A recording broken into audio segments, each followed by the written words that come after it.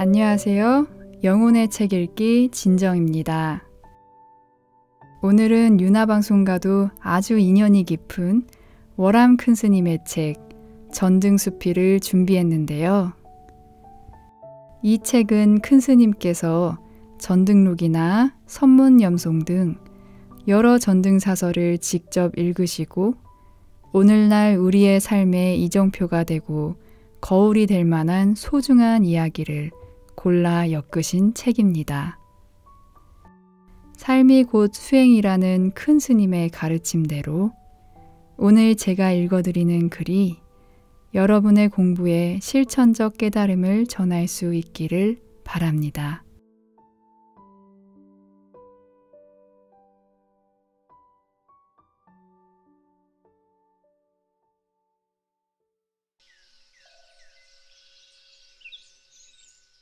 생사의 일이 크다. 대종고선사가 말했다. 태어났으나 어디서 왔는지 모르기 때문에 태어남의 일이 크고 죽어서 돌아가지만 가는 곳을 모르기 때문에 죽음의 일이 크다.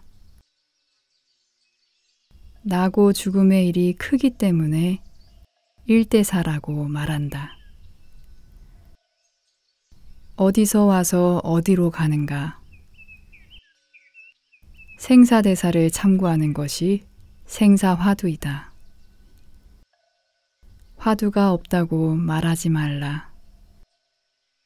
사람은 태어남과 동시에 이미 생사화두가 주어진다.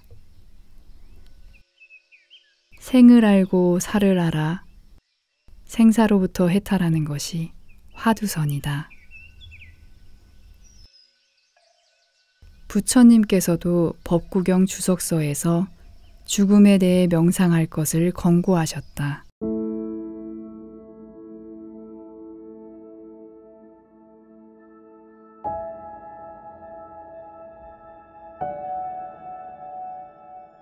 내 생명과 나의 삶은 불확실하다.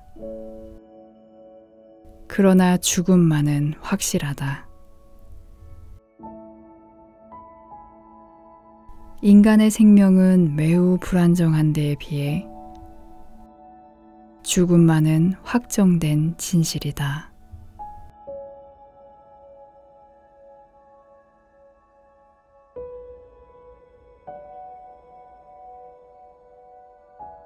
부처님께서는 죽음의 진실을 받아들이고 수행하는 사람은 죽음의 순간에 두렵거나 불안하지 않아서 고요하고 안정된 마음으로 편안하게 죽음을 맞이할 수 있고 맑은 정신으로 지금 어느 세계에 태어나게 되는지 알게 된다라고 거듭 설하셨다.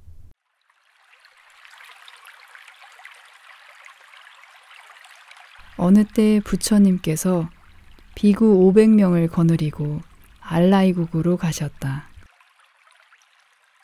이때 길쌈하는 소녀는 부처님이 알라 위에 오신다는 소식을 듣고 기뻐하며 부처님 계신 곳으로 갔다.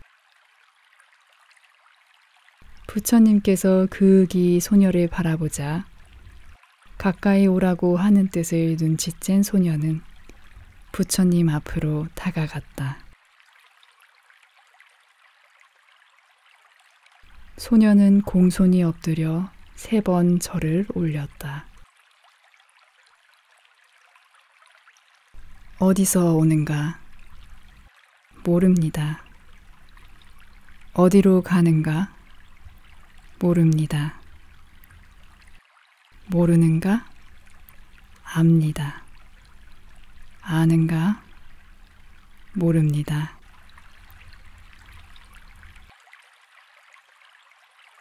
부처님께서는 소녀에게 대중들을 위해 방금 열애와 주고받은 대화의 의미를 설명해 보라고 하셨다.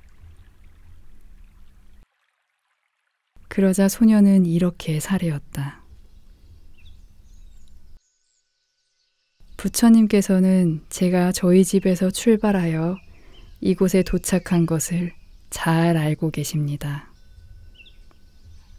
그런데도 부처님께서 너는 어디서 왔느냐고 물으신 것은 저에게 과거 전생에 어느 곳으로부터 태어났느냐고 물으신 것이라고 생각했습니다.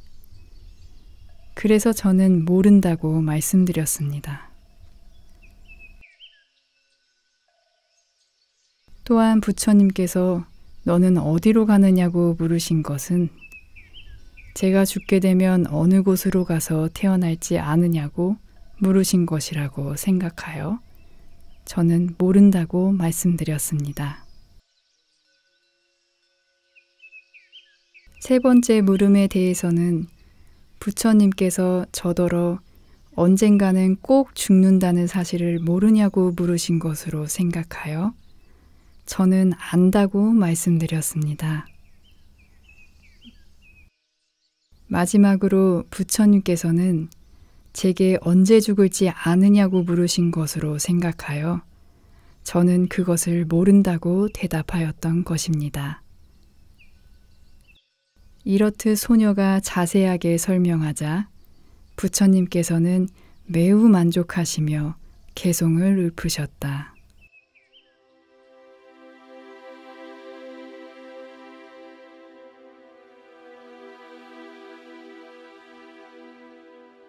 세상 사람들은 대부분 눈이 멀고 소수의 사람만이 진실을 본다.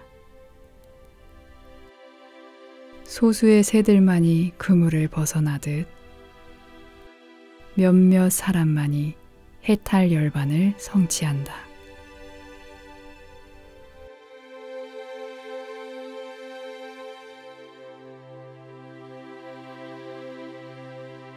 부처님의 이 설법 끝에 소녀는 수다원가를 성취하였다.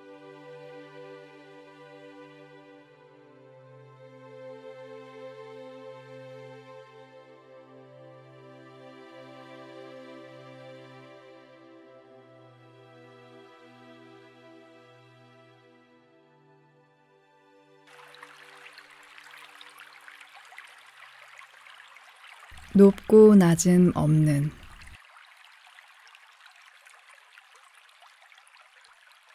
조주선사께서 자선을 하고 있는데 국왕이 참배하러 왔다. 선사는 선상에서 꼼짝도 하지 않고 왕을 맞이하였다. 그러고는 선상 위에서 전송을 했다. 왕이 가고 나서 대중들이 의아해하며 물었다. 국왕이 왔는데 무엇 때문에 일어나지 않았습니까? 그대는 나를 모르는가? 하급 사람이 오면 절 문까지 나가서 맞이하고 중급 사람이 오면 선상을 내려가서 맞이하고 상급 사람이 오면 선상에 앉은 채로 맞이한다. 대왕을 하급 사람이라 취급할 수 없으니 대왕을 욕되게 할 수는 없지 않겠는가. 이 말을 전해 들은 대왕은 매우 기뻐하였다.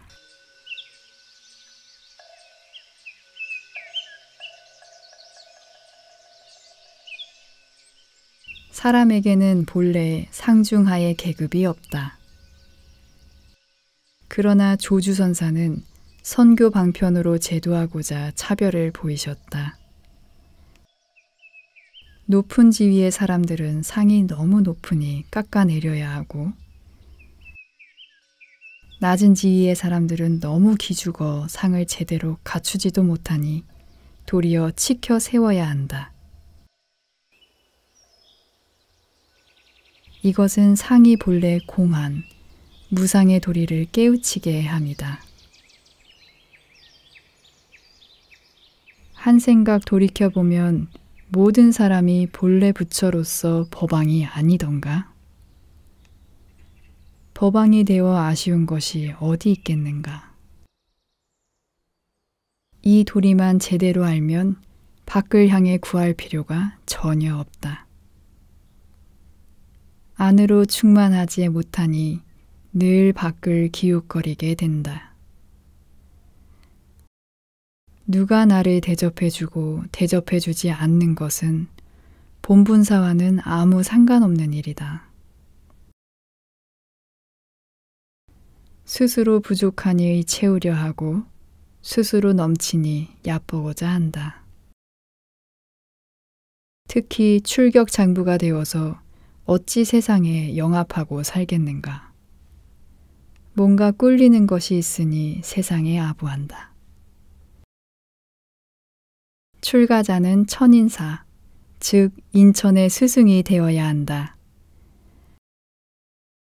세상에 아부하지 말고 권력에 빌붙지 말고 재력에 당당하며 인천을 제도하여 귀익해 하는 것이 사문의 표상이다. 조주선사는 약간의 나이에 스승 남전을 만나 40년을 시봉하며 수행하였다. 나이 60이 되어 스승이 열반에 들자 걸망 하나 짊어지고 행각을 하면서 천하 선지식들을 참문하고 거량하였다. 행각을 나서면서 남긴 말이 지금도 널리 회자되고 있다.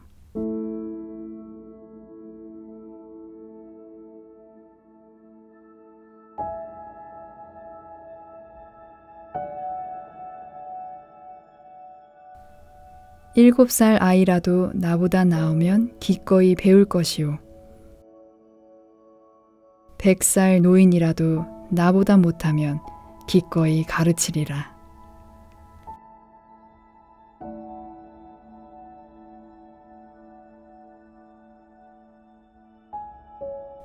이것이 조주의 접인 가풍이다.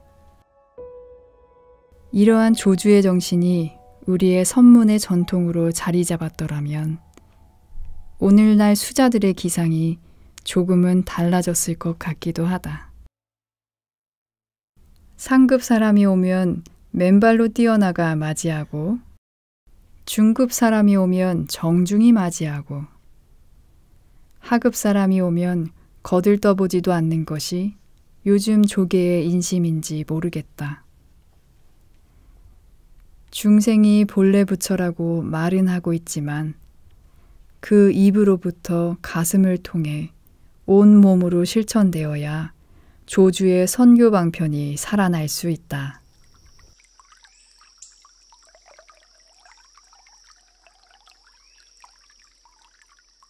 부처님법 전합시다 하고 구호를 외치거나 제도적 장치를 만드는 일도 중요하지만 내가 머물고 있는 현장, 그 도량에서 오는 사람을 부디 친절로 맞이해보라.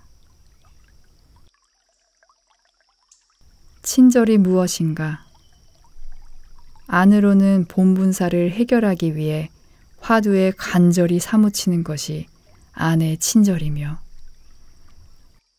일체 중생을 부처님으로 섬기는 것이 밖의 친절이다. 안과 밖이 서로 사무쳐 명철함이 진정한 친절이다. 오는 사람 막지 않고 가는 사람 붙잡지 않는 것이 절집 가풍이라며 자랑하지 말고 나와 부딪히는 모든 사람을 부처로 대접해보자. 이것으로부터 전법이 시작된다.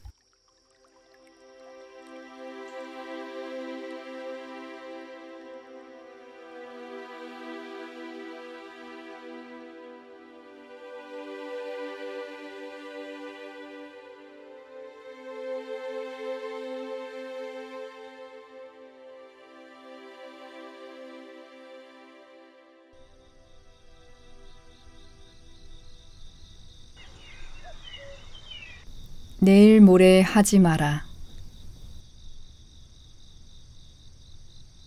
진정 극문선사는 이렇게 읊고 있다.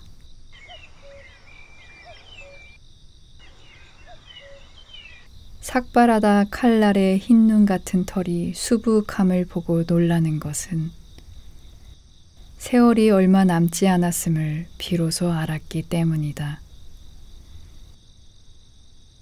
부지런히 정진하여 생사를 해탈하고 성불을 하여야 하나니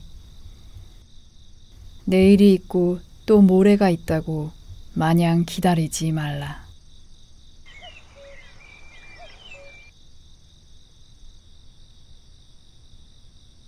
어느 날 거울 속을 들여다보다가 깜짝 놀랐다. 거울 안에 웬 노인 한 분이 있지 않는가. 자세히 보니 어디서 본 듯한 얼굴인데 어찌 된 일인가. 엊그저께 소년이었는데 어느새 노인이 되어 머리에는 흰 눈이 내리고 얼굴에는 주름이 깊어 세월의 흔적을 지울 수 없다. 나이 들어 생각해보니 20, 30대 청춘의 시절에 지금처럼 철이 들었다면 더욱 근실하게 정진했을 텐데 후회가 막급이다. 거울 속의 초라한 노승의 모습이 다름 아닌 나의 모습이니 후회한들 이미 호시절은 지나갔다. 견선성불의 길은 멀고 먼데 어느덧 염라노자 밥값 계산할 날이 다가오고 있구나. 옛사람은 지는 해를 바라보며 두 다리 뻗고 울었다는데 이내 몸은 어이하여 배불리 밥을 먹고 두 다리 뻗고 깊은 잠속을 헤매고 있는가. 해는 이미 서산에 기울었는데 어이할꼬 어이할꼬 이내 인생 어이할꼬. 옛말에 철나자 망령이라더니 그 말이 나를 두고 한 말인 줄 이제야 비로소 알 것 같다.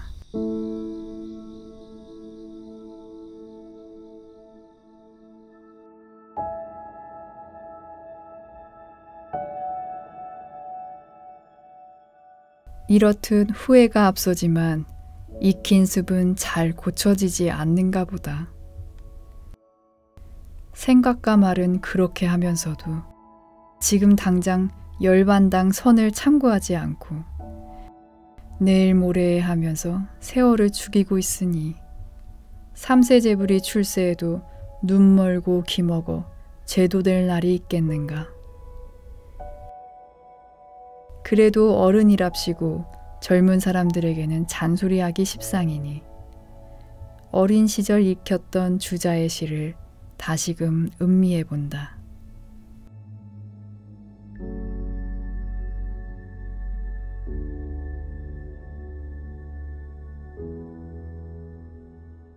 소년은 늙기 쉬우나 학문을 이루기는 어려우니 순간순간의 세월을 헛되이 보내지 마라.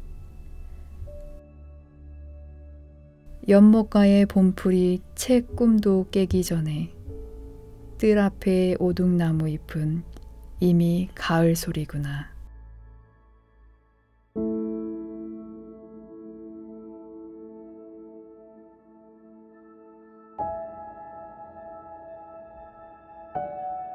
명심보감 권학편에 실려있는 우성이란 제목의 이 시는 예로부터 학문하는 많은 선비들이 애송해왔다. 청춘의 시기가 짧은 시간임을 상기시키고 세월을 헛되이 보내고 있을지도 모르는 후학들에게 부지런히 학문할 것을 권장하는 글이다. 오늘 닦지 않고 어찌 내일을 기약하며 당장 행하지 않고 어찌 후일을 장담하겠는가. 시간은 화살 같아 사람을 기다려주지 않는다. 아, 늙음이여, 누구의 잘못인가. 원효는 발심수행장에서 이렇게 가슴을 울리고 있다. 시간이 흘러가서 속히 밤낮이 지나며 하루하루 지나가서 속히 한 달 금음이 지나며 다달이 흘러가서 호련 내년이 닥치며 연년이 흘러가서 잠시 사이 죽음의 문턱에 이른다. 부서진 수레는 가지 못하고 늙은 사람은 닦지 못하는지라. 누워서는 게으름만 생기고 앉아서는 어지러운 생각만 일어난다. 몇 생을 닦지 아니하고 헛되이 주야를 보냈으며 얼마나 살 헛된 몸인데 일생을 닦지 아니하는가. 몸은 반드시 죽음이 있으리니 다음 생을 어찌하랴. 급하지 아니한가, 급하지 아니한가.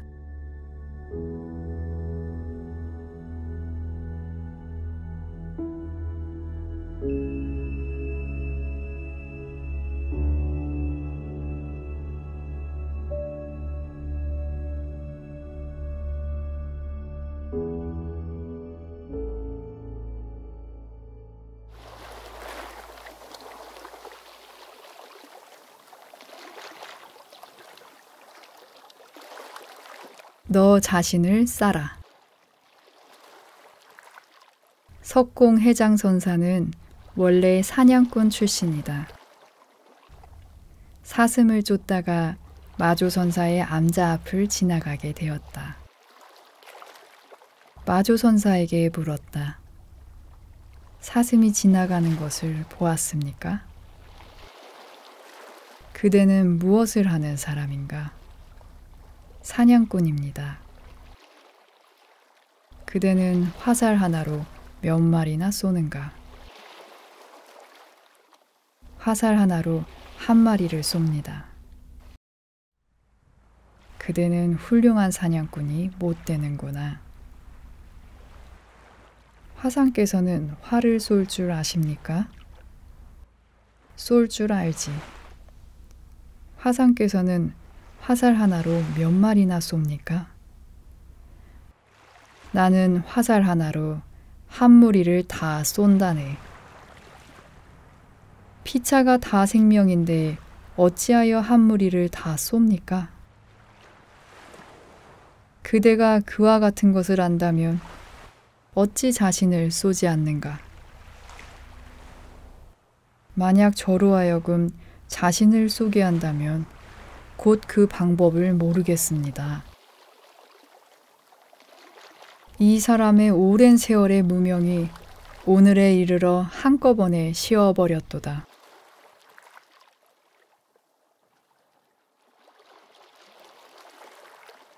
석공선사는 그때 활과 화살을 던지고 마조선사에게 출가하였다. 이로부터 석공은 자신을 향해 화살을 쏘기 시작했다.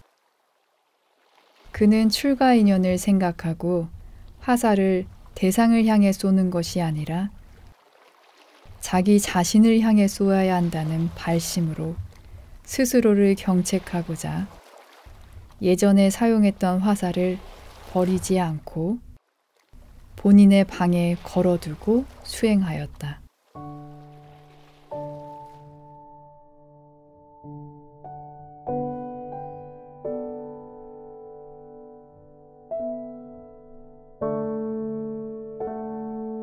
석공선사는 뒷날 암두문화에서 주방소임을 살게 되었는데 하루는 암두선사가 물었다.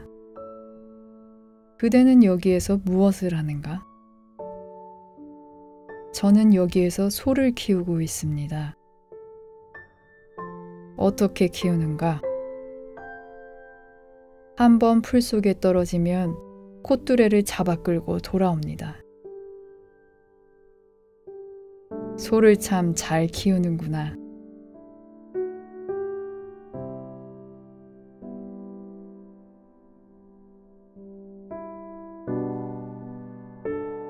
소를 키우는 것을 절집에서는 마음을 길들인다는 의미로 목우라고 한다.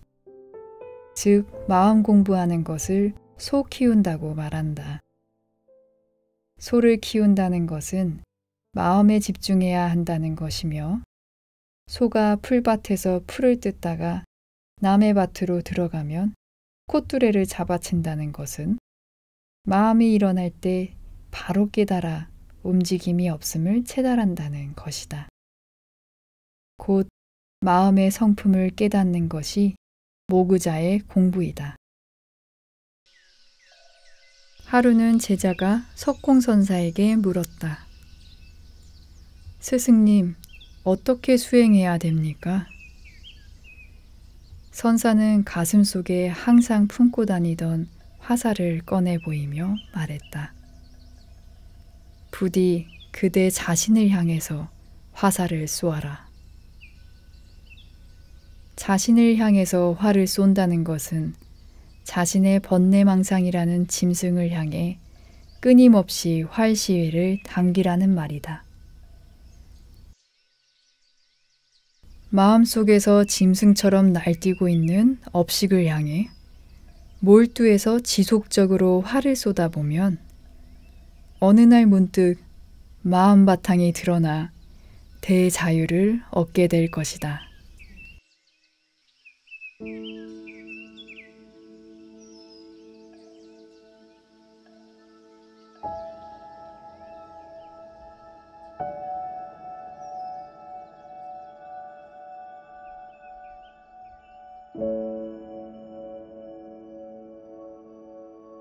복과 재앙.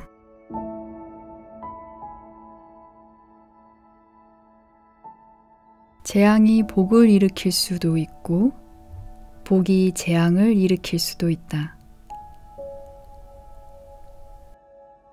재앙에서 복이 나온다는 것은 애군이 생기려 할 때에 간절히 무사하기를 생각하고 깊이 이치를 구하면 마침내 공경하고 조심하게 되므로 재앙이 마땅히 복이 되어 나타난다.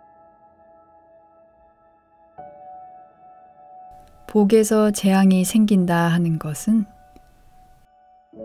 거처가 편안하고 여유로울 때는 원하는 대로 사치를 부리며 교만과 게으름에 빠지며 경솔하고 업신여기는 경우가 많으므로 그로 인해 복은 재앙이 되어 다가온다.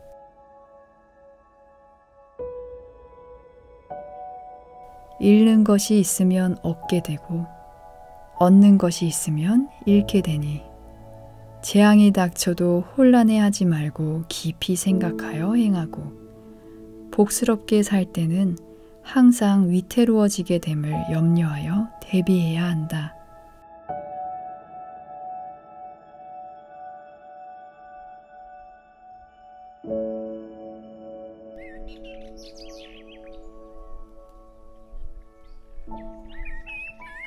송나라 때 임재종 영원 유청선사의 법문이다. 복이 오히려 재앙이 될 수 있고 재앙이 마침내 복이 될 수 있는 까닭에 수행자는 그 어디에도 집착해서는 안 된다. 재앙이 닥쳐올 때에도 흔들림 없이 온몸으로 재앙을 받아들이되 흔들리지 않고 더욱 정진하게 되면 마땅히 복으로 바뀌게 될 것이다. 반면 복을 수용할 때에도 가벼이 여기는 마음을 떨치고 평상심으로 자중하면 재앙으로 나아가지 않게 된다. 인과의 도리에서 보면 얻는 것이 있으면 잃는 것도 있게 되고 잃는 것이 있으면 얻는 것도 있게 되기 마련이다. 그러나 인과를 벗어난 해탈의 경지에서 보면 얻었다고 하나 본래 있던 것이요. 잃었다고 하나 본래 없던 것이다.